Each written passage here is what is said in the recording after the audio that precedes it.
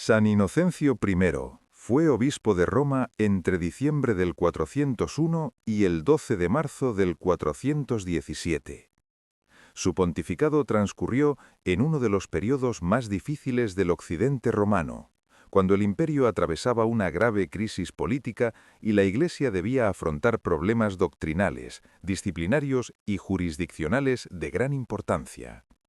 La tradición cristiana lo venera como santo y lo recuerda como un pontífice firme, prudente y muy activo en el gobierno de la Iglesia.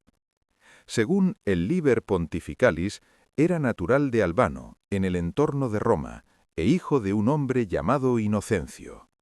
San Jerónimo, contemporáneo suyo, lo presenta estrechamente vinculado a su predecesor, Anastasio I, llamándolo su hijo espiritual.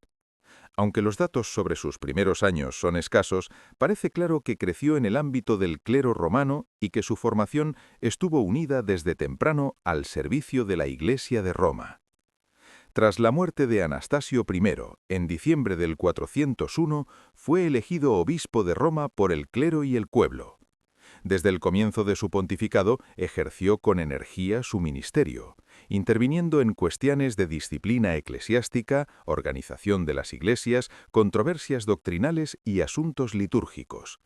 Su correspondencia, conservada en buena parte, permite seguir de cerca su actividad y muestra a un papa muy atento a cuanto afectaba a la vida de la Iglesia tanto en Occidente como en Oriente. Una de sus preocupaciones principales fue el gobierno de las iglesias occidentales. Mantuvo y reforzó la autoridad del arzobispo de Tesalónica como vicario de la sede romana en el Ilírico Oriental, primero con Anisio y más tarde con Rufo.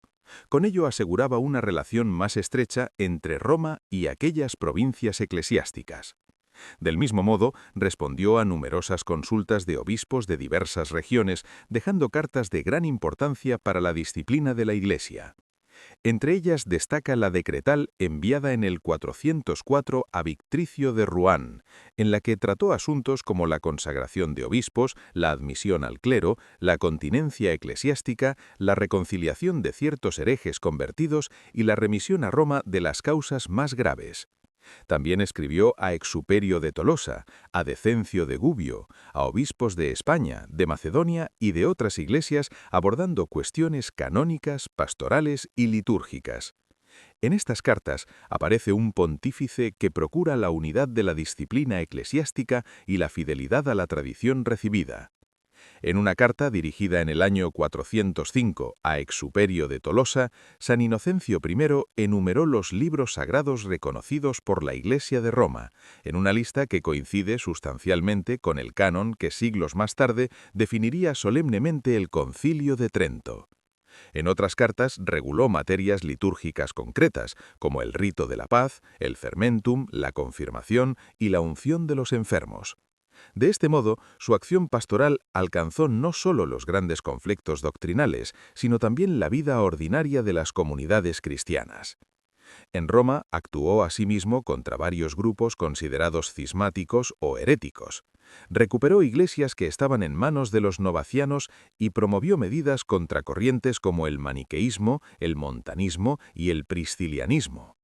Durante su pontificado, y gracias a la generosidad de la noble romana Vestina, fue erigida y dotada la iglesia dedicada a los santos Gervasio y Protasio, conocida más tarde como San Vital. Uno de los hechos más dramáticos de su tiempo fue el asedio y saqueo de Roma por Alarico. Durante aquella crisis, Inocencio participó en una embajada enviada a Ravenna para tratar con el emperador Honorio y buscar una salida pacífica al conflicto. Las negociaciones fracasaron y el Papa no se hallaba en la ciudad cuando Roma fue saqueada en agosto de 1010. A su regreso, hubo de afrontar, junto con el clero y los fieles, la restauración material y espiritual de una ciudad profundamente golpeada por la guerra y la humillación. En Oriente intervino con decisión en la causa de San Juan Crisóstomo, patriarca de Constantinopla. Crisóstomo había sido depuesto en el 403 por el llamado Sínodo de la Encina, en un proceso marcado por graves irregularidades y por la hostilidad de Teófilo de Alejandría y de la emperatriz Eudoxia. Inocencio no reconoció aquella sentencia, defendió la necesidad de revisar el caso y sostuvo al patriarca depuesto con cartas dirigidas a él, al clero y al pueblo de Constantinopla. Aunque no logró cambiar el desenlace inmediato y San Juan murió desterrado en 407, su intervención tuvo gran importancia. Tampoco afectó de inmediato a quienes ocuparon después la sede constantinopolitana, hasta que el nombre de Crisóstomo fue rehabilitado en los dípticos eclesiásticos. También contribuyó a la pacificación de la Iglesia de Antioquía, favoreciendo el restablecimiento de la comunión con el patriarca Alexander y con sus seguidores, lo que ayudó a cerrar un cisma antiguo que había causado hondas divisiones. Otro de los grandes asuntos de su pontificado fue la controversia pelagiana. Pelagio y su discípulo Celestio difundían doctrinas que minimizaban el pecado original y atribuían a la voluntad humana un poder excesivo en el camino de la salvación. Los obispos africanos, entre ellos San Agustín, condenaron esas enseñanzas en los sínodos de Cartago y Mileve del año 416 y recurrieron a Roma para solicitar la confirmación de sus decisiones. Inocencio respondió aprobando la actuación de los obispos africanos y confirmando la condena de Pelagio y Celestio. De este modo, respaldó con su autoridad la doctrina de la gracia defendida por San Agustín y por las iglesias de África. También mostró cercanía a San Jerónimo, cuando los pelagianos atacaron violentamente los monasterios de Belén, causando muerte y destrucción. Su intervención en esta controversia fue decisiva para afianzar la respuesta de la Iglesia occidental frente al pelagianismo. San Inocencio murió el 12 de marzo del 417. Fue sepultado en Roma, y su recuerdo quedó unido al de un papa vigilante en la defensa de la fe, constante en el cuidado de la disciplina eclesiástica y muy atento a las necesidades de la Iglesia en un tiempo de grandes pruebas. San Inocencio, ruega por nosotros. ¿Qué podrían haber imaginado más ofensivo contra el Señor que anular las ayudas divinas y suprimir el motivo de la oración cotidiana? Es decir, ¿qué necesito de Dios? Negando, pues, el auxilio de Dios, afirman que el hombre puede bastarse a sí mismo y que no necesita de la gracia divina.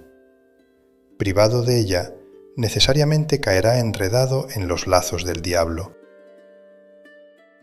¿Quién ignora o no advierte que lo que el príncipe de los apóstoles, Pedro, entregó a la Iglesia romana debe ser observado por todos hasta hoy?